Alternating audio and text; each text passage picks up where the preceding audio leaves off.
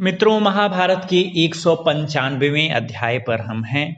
महाभारत के प्रथम पर्व आदि पर्व की 195वें अध्याय पर हैं और हमने अब तक की कहानी में ये जाना था कि द्रुपद को पता चल चुका है कि पांडव लोग जीवित हैं और अर्जुन ने ही क्या किया है कि द्रौपदी को जीता है और द्रुपद उनको अपने महल में ठहरा करके उनका सम्मान कर रहे हैं और वो ग्रैंड सेलिब्रेशन चाह रहे हैं, यानी कि बेटी की धूमधाम से अर्जुन के साथ शादी कराना चाह रहे थे। लेकिन जब युधिष्ठिर से उन्होंने बात किया तो युधिष्ठिर ने ये कहा कि हम पांचों भाई द्रौपदी से शादी करना चाहते हैं क्योंकि हमारी माता जी ने ऐसा ही हम लोग को आदेश दे रखा है। तो द्रुपद थोड़ा सा बेचारे संशय में पड़ गए कि ये कैसी बात हो गई, अपनी ये बेटी की शादी 5 लोगों से कैसे कर सकते हैं। तो उन्होंने यही कहा कि हम सब लोग आपस में मिल बैठ करके सलाह कर लेते हैं, फिर किसी निर्णय पर पहुंचा जाएगा, जो निर्णय ठीक होगा उस पर काम किया जाएगा। और तभी वेद व्यास जी वहां पहुंच चुके हैं। अब हम आगे चलते हैं कहानी में। कहानी में ये होता है कि वैशंपायन जी जन्मेजय से बताते हैं कि हे जन्मेजय, तुम्हारे जो पूर्वज बाप दादा के भी पिताजी पांडव थे वो और पांचाल के राजा द्रुपद, ये लोग जब ये सब बातें कर रहे थे तो उसी समय वेद व्यास जी पहुंच आए। तो वेद व्यास जी का सब लोगों ने बड़ी आदर सत्कार किया और जब उनका आदर सत्कार हो गया तब द्रुपद ने वेद व्यास जी से ही पूछा कि देखिए ना, हम लोग के साथ बड़ी मतलब धर्म संकट वाली स्थिति है। एक स्त्री कई पुरुषों की पत्नी कैसे बन सकती है, ये तो हमको उचित नहीं लग रहा है। तब वेद व्यास जी ने कहा कि देखो, मैं ऐसे ही अपना ज्ञान तो दे नहीं दूंगा, हम सबका विचार जानना चाहते हैं कि कौन क्या सोचता है। तो द्रुपद बोले कि भाई, हमारे देखने में तो ये बहुत पाप लग रहा है, अधर्म लग रहा है, क्योंकि लोग क्या कहेंगे और वेदों में भी ऐसी कोई चर्चा नहीं है। तो ये लोक और वेद विरुद्ध बात है कि मेरी बेटी की शादी 5-5 लोगों से हो। ठीक, बहुत पुरुषों की एक ही पत्नी हो, ऐसा कहीं मैं नहीं सुना है, ऐसा कभी नहीं हुआ है। और पांडव लोग धर्मात्मा है, तो मैं ऐसा धर्म विरोधी आचरण नहीं करना चाह रहा और मुझे ये संदेह है कि ऐसा काम करना हमारे लिए सही नहीं रहेगा। धृष्टद्युम्न ने कहा कि वेद व्यास जी से कि ये वेद व्यास जी आप ही बताइए कि बड़े भाई के रहते छोटा भाई अपनी शादी कैसे कर सकता है, बच्चा कैसे कर सकता है। इसीलिए हम लोग भी ये सोच नहीं पा रहे हैं कि ये काम धर्म है कि अधर्म है, हम समझ नहीं पा रहे हैं। और ये भी ठीक नहीं लग रहा है कि अपनी बहन की शादी 5 पुरुषों से कैसे कर दें।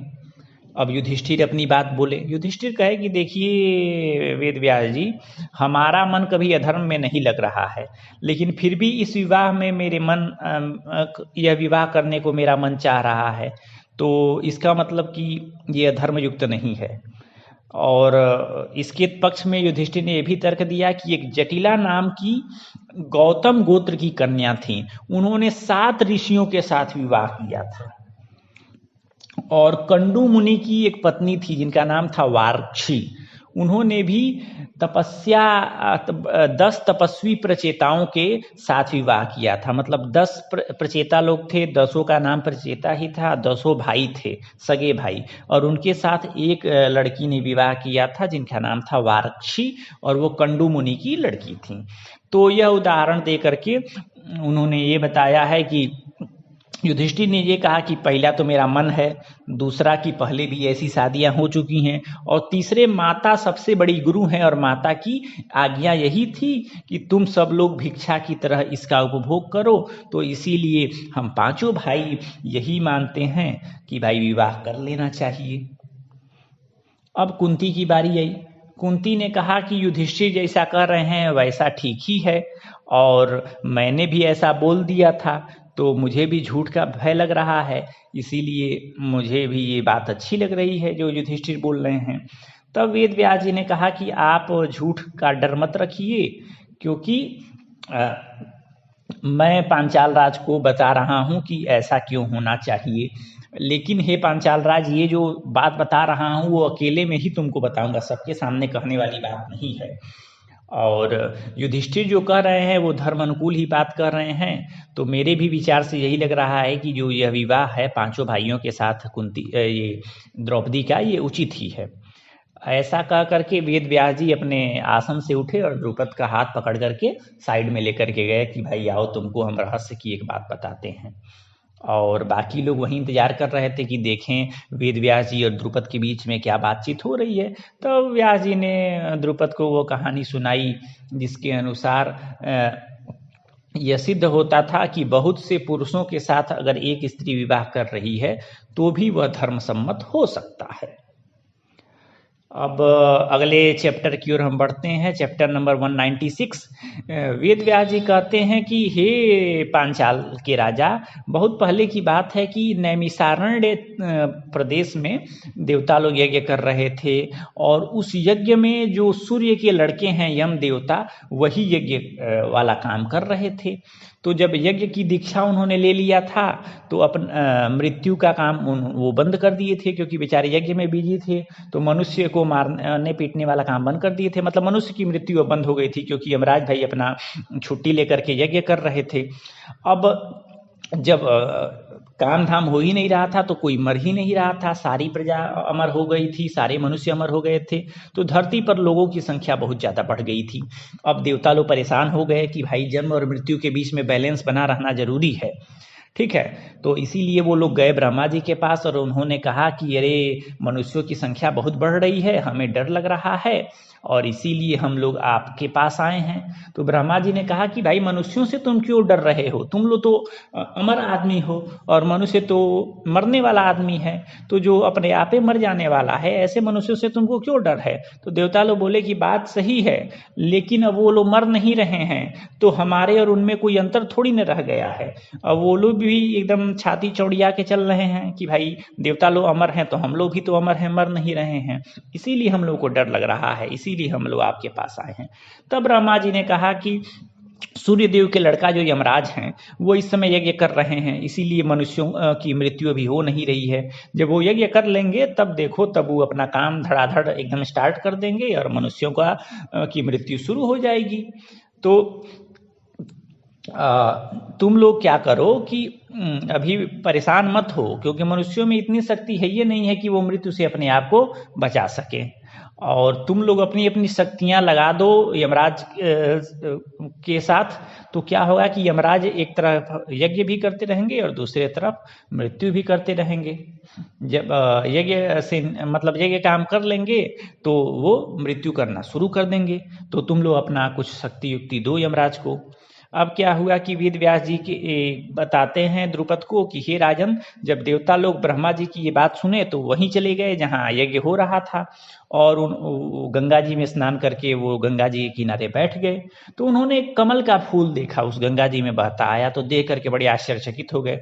तो सबसे पहले इंद्र गए, तो इंद्र पहुँचे देख कि भाई गंगा जी के जल के पास कि देखे ये फूल कहाँ से आया है। तो वहाँ गए जहाँ से गंगा नदी बह रही थी। अब उन्होंने वहाँ देखा कि एक युवती है जो बड़ी सुंदर और बड़ी तेजस्वी नजर आ रही थी, और वो वहाँ आई थी पानी लेने के लिए और गंगा जी की धारा में प्रवेश करके वहीं रो रही थी। और जब वो रो रही थी तो उसके आंसुओं का एक एक बूंद जो था वही जल में गिर करके कमल बन जा रहा था। तो ये देख करके इंद्र बड़े चकित हुए। उन्होंने उस युवती से पूछा कि तुम कौन हो, क्यों रोती हो, मैं ये बात तुम जानना चाहता हूँ। तब उस युवती ने कहा कि मैं एक भाग्यहीन अबला नारी हूँ, मैं क्यों रो रही हूँ अगर जानना है तो मुझको फॉलो करिए, मेरे पीछे पीछे आइए, अब आप जब हमको देख लेंगे तो जान जाएंगे कि क्यों रो रहे हैं।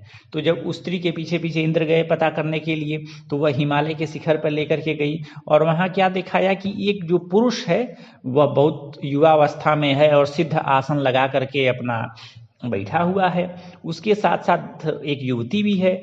तो ये देखा इंद्र ने कि वह जो पुरुष है वो उस युवती के साथ अपना कुल मौज मस्ती कर रहा है। अब जब तो हुआ ये कि जैसा कि हम जान रहे हैं कि यमराज यज्ञ में व्यस्त थे और उनके पास सारे देवता लोग पहुंचे थे। उस समय हुआ ये कि जब एक रोती बिलखती स्त्री को उन्होंने देखा कि जो रो रही थी और उसके आंसुओं से एक एक कमल का फूल बन रहा था, तो इंद्रदेव उस स्त्री के बारे में पता करने के लिए गए। तो वो स्त्री उन्हें लेकर के हिमालय के पर्वतों पे गई, जहाँ उस स्त्री ने दिखाया एक पुरुष को जो कि एक दूसरी स्त्री के साथ अपना मौज मस्ती कर रहा है। तो इंद्र जब वहां पहुंचे तब भी वो इंद्र की तरफ ध्यान नहीं दे रहा था और अपनी मौज मस्ती में व्यस्त था। यह देख करके इंद्र बड़े क्रोधित हो गए।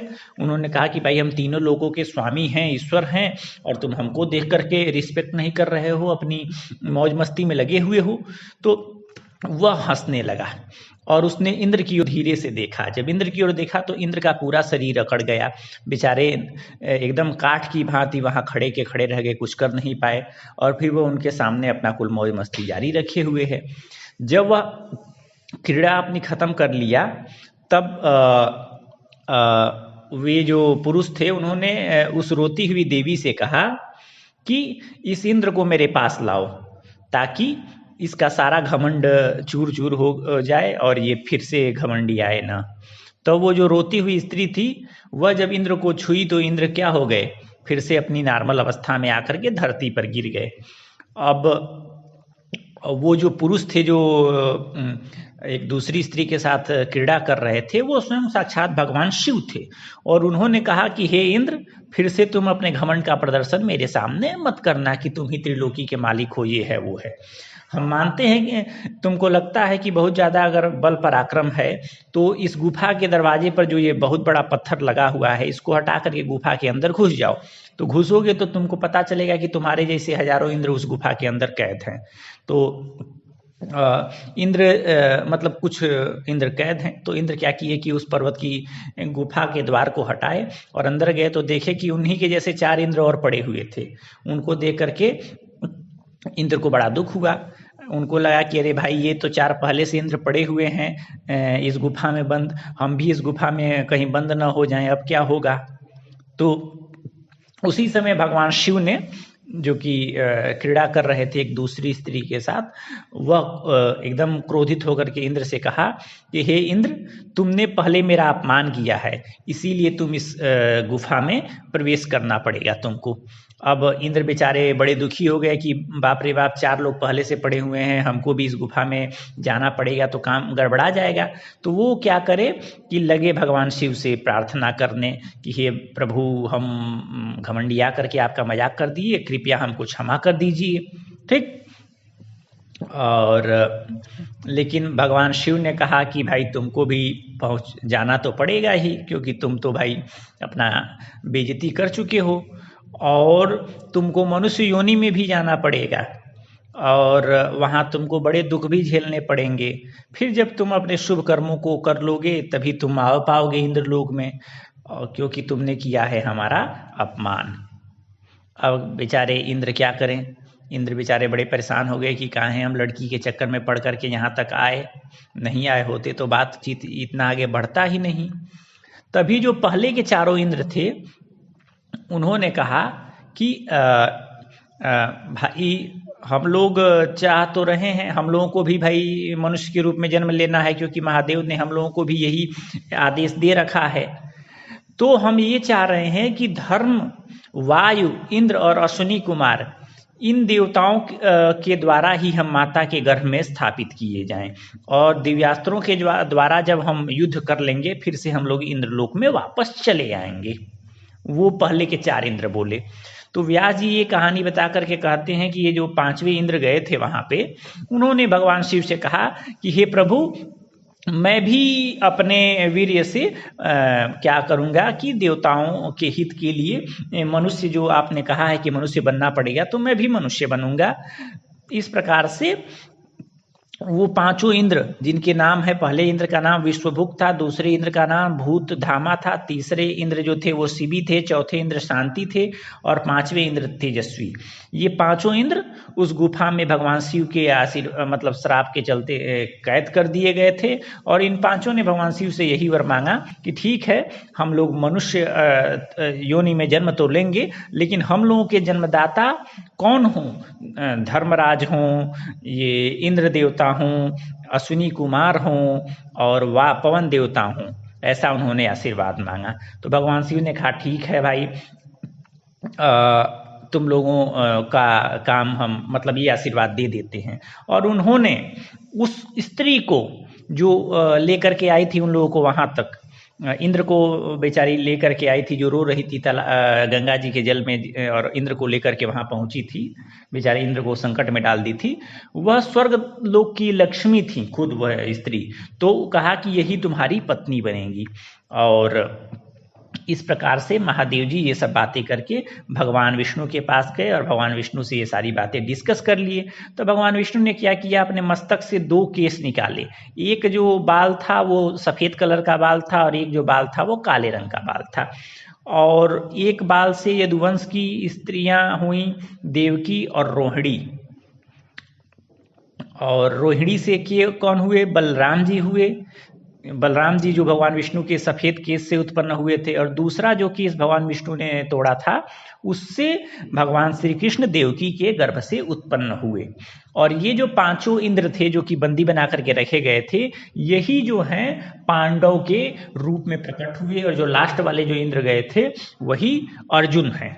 इस प्रकार से वेद व्यास जी ने कहा कि हे द्रुपद, तुम इन बातों का मोह न करो, क्योंकि ये जो 5 पांडव हैं ये पहले के इंद्र रह चुके हैं, और महादेव की लीला बस, यानी महादेव का अपमान करने के कारण ही ये मनुष्य लोक में पांडव के रूप में इनको अवतरित होना पड़ा है। और ये जो द्रौपदी हैं यह स्वर्ग लोक की लक्ष्मी हैं, और महादेव की आज्ञा अनुसार पहले ही इन 5 की पत्नी बना दी गई हैं। तो समझो इस बात को, क्योंकि अगर ऐसी बात न होती तो तुम बताओ कि क्या ऐसा संभव है कि यज्ञ वेदी से कोई स्त्री प्रकट हो जाए? और तुम ही बताओ कैसे हो सकता है ये संभव, क्योंकि तुम तो यज्ञ किए थे और तुम्हारे यज्ञ में द्रौपदी की उत्पत्ति हुई थी। तो ये इसीलिए हो पाई थी क्योंकि देवताओं का सहयोग था इस काम में, और द्रौपदी समझ लो कि यही स्वर्गलोक की लक्ष्मी ही है। इसीलिए द्रौपदी के शरीर से 1 कोस तक सुगंध फैलती रहती है। और इसके अलावा मैं जो है तुमको एक और वरदान देता हूँ, और वह क्या है कि तुमको दिव्य दृष्टि प्रदान करता हूँ, ताकि तुम कुंती के पुत्रों को देखो और ये सब उनको इंद्र के रूप में देख पाओ। तो ऐसा करके वेद व्यास जी ने द्रुपद को वह दृष्टि दी। तो जब द्रुपद ने उस दृष्टि से देखा तो उनको भाई 5 पांडव इंद्र के रूप में दिखे। और जब इंद्र के रूप में पांडवों को देखा तो भाई द्रुपद को भाई विश्वास हो गया कि हाँ ये जो बात है वो सत्य है वेद व्यास जी की। और द्रुपद बड़े प्रसन्न हो गए, और अपनी बेटी की ओर जब उन्होंने देखा तो उन्होंने देखा कि हाँ भाई ये तो साक्षात स्वर्ग की लक्ष्मी ही लग रही हैं। तब उनको ये हुआ कि नहीं, जो हम इस रिश्ते को टाल रहे थे कि 5 लोगों के साथ अपनी बेटी का कैसे विवाह करें, ये तो स्वयं महादेव जी का ही पहले से कराया चीज है, तो इसमें हमको रोकने वाला काम करना ही नहीं है।